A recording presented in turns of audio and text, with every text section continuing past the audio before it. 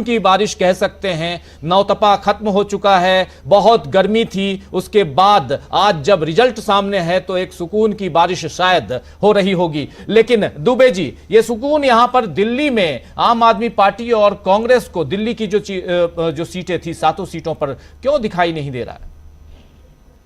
राजू जी, आपने बिल्कुल ठीक कहा कि मौसम में बहुत ज्यादा गर्मी थी, और गर्मी थी सत्ता में बैठे हुए नेताओं के सर पर भी। और आज मुझे लगता है कि जो देश की जनता ने मैंडेट दिया है, उससे मुझे लगता है कहीं ना कहीं अहंकार की जो अहंकारी सत्ता है उसका एक तरीके से मनोबल जरूर टूटा होगा। जहां तक रही बात दिल्ली की और तमाम अलग अलग राज्यों की, देखिए राजू भाई, ये बात तो आप भी मानते हैं कि जो इंडिया अलायंस के घटक दल थे वो महत्वाकांक्षा, मनभेद, मतभेद से इतर जाके उन्होंने भारतीय जनता पार्टी यानी अहंकारी सत्ता के खिलाफ चुनाव लड़ा, और ये चुनाव अहंकारी सत्ता बनाम जनता हो गया। ये जो इंडिया अलायंस के घटक दल थे, ये तो सिर्फ एक माध्यम थे, लेकिन चुनाव दरअसल जनता ने लड़ा भारतीय जनता पार्टी को नेस्तनाबूद करने के लिए। चुनाव इसलिए लड़ा क्योंकि आपने देखा कि पिछले 5 सालों के अंदर, खास करके 19 से 24 की मैं बात कर लूं, तो किस तरीके से विपक्षी दल के नेताओं के ऊपर मुकदमे लादे गए। जो नेता झुक गया उसको, जो नेता बड़ा बड़ा भ्रष्टाचारी था झुक गया, उसको भारतीय जनता पार्टी में शामिल करा दिया गया। जो नेता मजबूती के साथ इनके सामने खड़ा रहा, सवाल करता रहा, उसको किस तरीके से बर्बाद करने की अलग अलग षड्यंत्र और योजनाएं भारतीय जनता पार्टी नरेंद्र मोदी ने बनाई। दिल्ली में जरूर जो भी अभी मुझे लगता है कि वहां जो भी सूचना मिल रही है कि बहुत स्लो एक तरीके से काउंटिंग चल रही है, और भी अलग अलग राज्यों में आपको देखने को मिल रहा है। लेकिन खास करके मैं उत्तर प्रदेश की बात करूं, उत्तर प्रदेश में तो मैं खुद एक सुल्तानपुर जिले से आता हूं, उत्तर प्रदेश के सुल्तानपुर जिले से आता हूं। मैं यहां देख रहा था, मां मेनका गांधी चुनाव लड़ रही थी।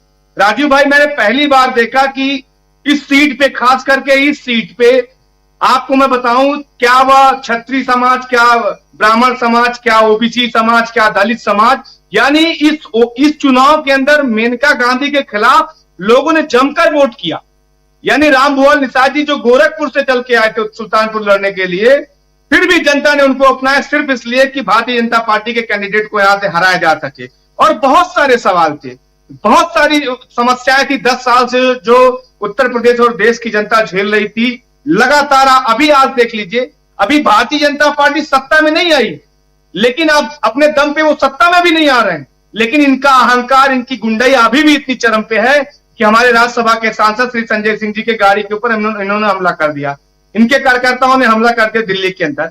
तो ये दरअसल सच्चाई है जो देश की जनता ने देखा, चाहे वह महंगाई का मुद्दा था, चाहे बेरोजगारी का मुद्दा था, या शिक्षा का मुद्दा था, अस्पताल का मुद्दा था, इन सारे मुद्दों से इतर देश के प्रधानमंत्री जी मुजरा शब्द का इस्तेमाल कर रहे थे, मटन शब्द का इस्तेमाल कर रहे थे, मंगलसूत्र शब्द का इस्तेमाल कर रहे थे, किसी की भैंस खोल जाने की धमकी दे रहे थे, किसी के दरवाजे से पेपर गायब हो जाएगा इसकी बात कर रहे थे।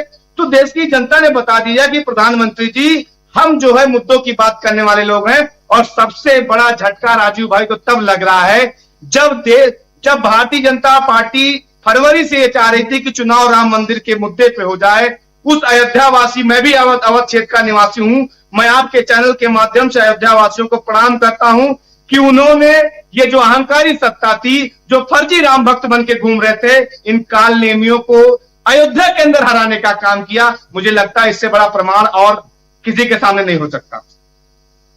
फैजाबाद में आप जानते हैं कि लल्लू सिंह, जिनको 400 सीटें चाहिए थी इस संविधान को बदलने के लिए, लल्लू सिंह पीछे चल रहे हैं।